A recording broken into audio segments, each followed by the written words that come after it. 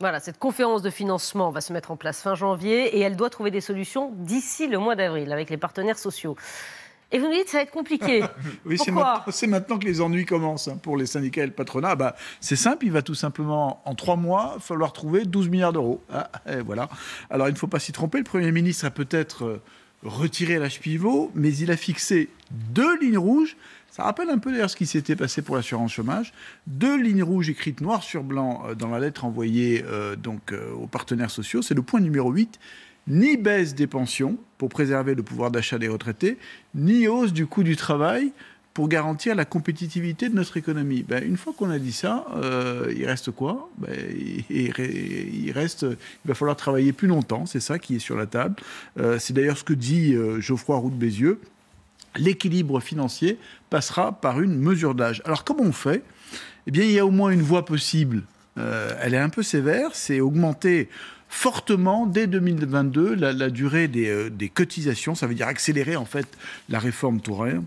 Et puis on peut penser aussi que l'âge pivot va peut-être revenir par la petite porte. Vous savez, il est parti, mais avec un âge d'équilibre variable selon la pénibilité, selon les carrières longues, etc. Dans tous les cas, c'est un sujet compliqué. Il va falloir quand même trouver d'autres pistes pour les syndicats. Les autres pistes, alors, quelles sont les autres pistes? Y en a-t-il des autres pistes?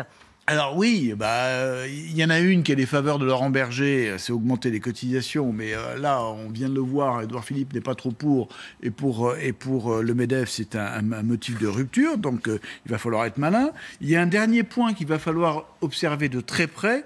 Quand le Premier ministre dit qu'il n'est pas question de baisser les pensions, là les syndicats sont plutôt d'accord, il y a une astuce, on peut les augmenter, oui, mais moins vite que l'inflation, par exemple. En fait, ça s'appelle une baisse déguisée, vous voyez. Ça s'est déjà fait. C'était le gel des pensions des retraités pendant 3 ans qui avait été décrété par Édouard Philippe. Je rappelle juste que c'était un des catalyseurs de la crise des Gilets jaunes. Donc attention quand même. Mais ça veut dire quoi? Qu'on est dans l'impasse alors que la conférence n'a pas encore commencé? En tout cas, pas loin. En tout cas, ce qu'on peut dire, c'est que la voie, elle est très, très étroite, sauf que, à moins qu'il y ait bien une petite solution sur laquelle tout le monde va être d'accord, sans doute, enfin, ou presque.